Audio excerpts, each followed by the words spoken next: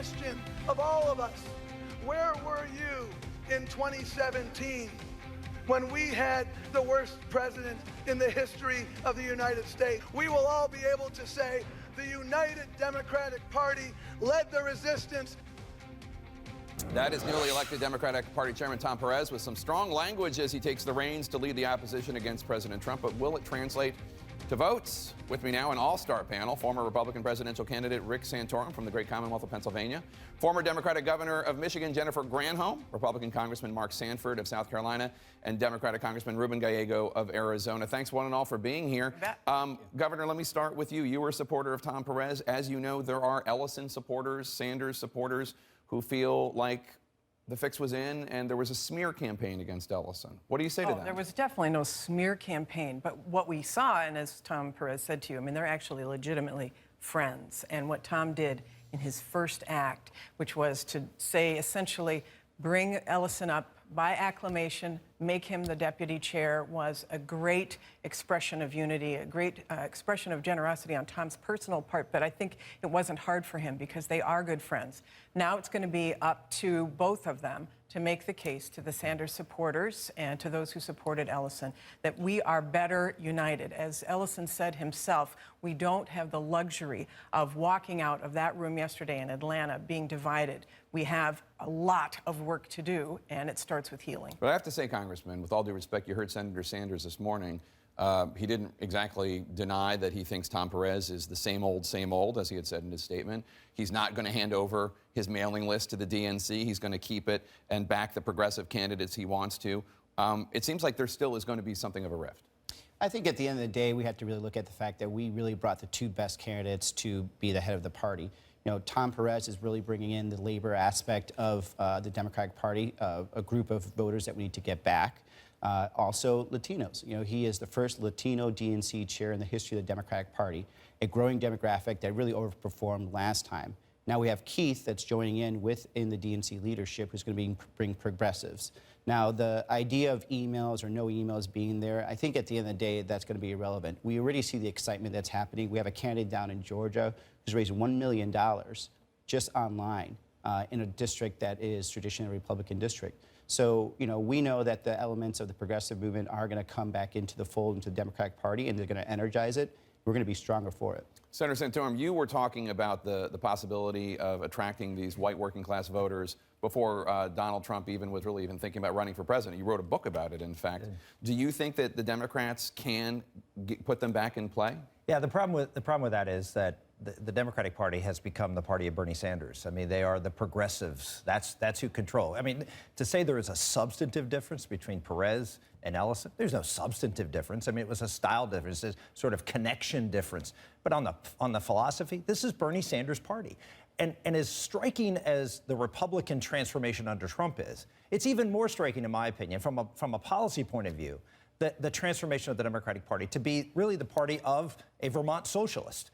Who has been out there on the far reaches of the Democratic Party, now is the central figure in their party. That to me is something that's really remarkable. But wait a second, aren't you the person who was talking about making sure that trade is fair? I mean, haven't you been raising these same issues? You and I have both been raising these same issues. So Bernie Sanders has been raising those issues too. That economic core issue is a Democratic issue. You can brand it all you want, but you've been raising that issue too. If I've been raising an issue, it's not a core Democratic issue. Obviously, it's something I've been raising. And if you recall, the last president to put in tariffs was George W. Bush, who put in steel tariffs. So, no, this is not. So you're in alignment with Bernie Sanders, on the issue of trade. On the issue of trade, there is alignment. But on just about everything else, there isn't much.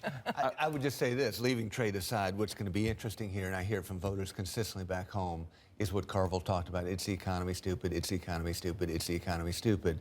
And the pinch that I hear a lot of Republicans versus Democrats back home is it's too much about redistribution of wealth with Democrats. We want to look more at the creation of wealth. I think they got to get out of that pickle, and it's going to be interesting to get out. You know what I want to ask you about, Congressman? The former Speaker of the House, John Boehner, made headlines this week when he said Obamacare is not going to be repealed and replaced. Take a listen.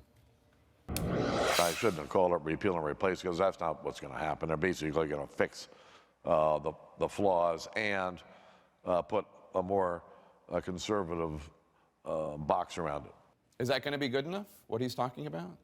Well, I mean, I think I disagree with the hypothesis, which is to say, if you look at actually the reconciliation bill, it's got to be budget neutral, certainly, which means you can't do all of Obamacare. But if you look at what it does in terms of the penalties, if you look at what it does in terms of taxes, I mean, it really, I won't say guts is not the right word, but it really, I mean, eliminates major portions of the Affordable Care Act. This is not about putting a bow on something. This is about structurally changing it. Congressman?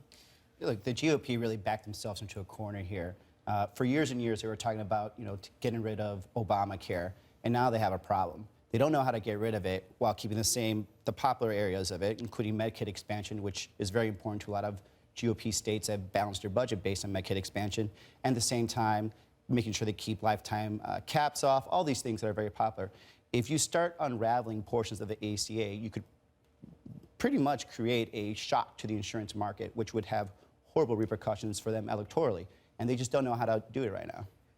In fact, the governors who are here in D.C. right now for the National Governors Association were just presented with an objective report by McKinsey on the so-called Republican plan, and that report, the plan, which basically block grants as one potential, block granting to the states the money that they would be able to use to care for their populations, for Medicaid. And what that report says is that it would essentially cut millions of people off of health care and devastate state budgets. So one way or the other, you either cut off populations of care to save money, you cut services to save money, or you cut the reimbursements to health providers who will then drop out of the system. It doesn't work. Yeah, the other big problem is there's things they can't change through reconciliation, like pre-existing condition. We saw it's very popular. But right now we have what the reality is today, that thousands, maybe approaching millions of Americans are paying 9 months for insurance. Why? Because you pay for your insurance for 9 months.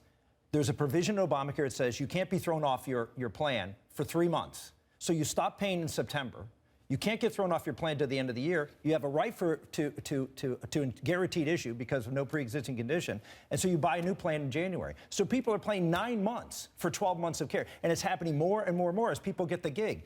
Obamacare is a failure, but you're going to need 60 votes to change pre-existing condition, other things to make the system work. And that's the problem of repealing and replacing, is you can't do it because it's a broken system.